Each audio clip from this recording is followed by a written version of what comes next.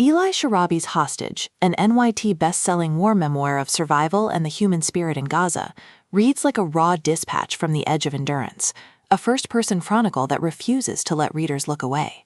For American audiences accustomed to polished war reporting and strategic overviews, Sharabi's memoir offers something different and urgent: the claustrophobic immediacy of being taken, the slow arithmetic of fear, and the surprising ways human dignity can persist in the smallest gestures.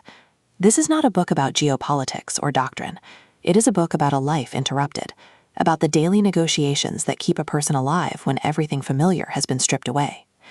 Sharabi opens with the moment that changes everything: a raid, an ambush, a sudden collapse of normalcy. And he writes with the spare, unadorned clarity of someone who has watched time compress into a series of survival tasks. He does not linger on rhetoric. Instead, he gives us the sensory facts: the sound of boots, the metallic taste of adrenaline, the way light looks through a crack in a door.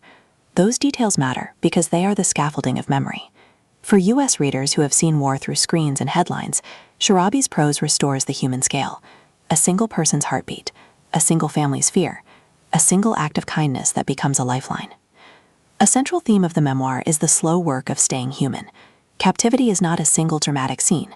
It is a succession of small choices: how to eat, how to sleep, how to speak so as not to provoke, how to hold on to identity when names and routines are erased.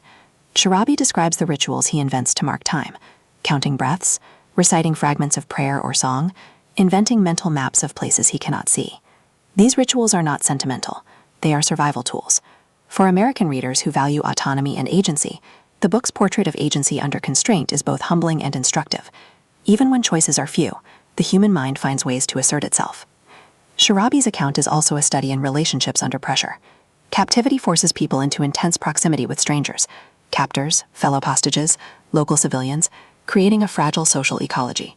He writes about the small economies of trust that develop: sharing a piece of bread, trading information, offering a joke at the right moment. These exchanges are not mere anecdotes. They are the social glue that prevents despair from becoming total collapse. For U.S. readers who often think of resilience as an individual trait, Sharabi's memoir is a corrective. Resilience is also relational. The people around you, however unlikely, become the instruments of survival. Another powerful strand of the book is the moral complexity of captivity. Sharabi refuses easy moralizing.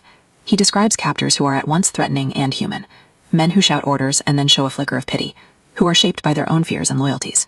He resists turning them into caricatures. Instead, he tries to understand the human machinery that produces violence. This nuance is important for American readers who live in a polarized media environment. Sharabi's honesty about complexity does not excuse wrongdoing, but it deepens our understanding of how conflict shapes ordinary people on all sides. The memoir is also a record of endurance under deprivation. Food is scarce, sleep is broken, and the body becomes a ledger of small losses. Sharabi writes about the physical toll with clinical precision: the way hunger sharpens thought, the way cold steals warmth from memory, the way illness becomes a threat that cannot be treated. Yet he also writes about the surprising reserves the body and mind can summon: a burst of energy to help a fellow captive, a moment of clarity that turns fear into a plan. These passages will resonate with American readers who have seen resilience framed as a cultural ideal. Sharabi shows that resilience is messy, contingent, and often sustained by tiny acts of mutual care. Interwoven with the day-to-day survival narrative are reflections on identity and memory. Sharabi is not only a hostage, he is a son, a friend, a citizen with a past and a future. He writes about the ache of being separated from those roles, and the ways he tries to preserve them: by remembering birthdays, by composing letters in his head, by rehearsing the names of loved ones until they become talismans. These acts of remembrance are political as well as personal. To remember is to assert that life continues beyond captivity. For U.S. readers who prize family narratives and personal continuity, these scenes are the emotional core of the book.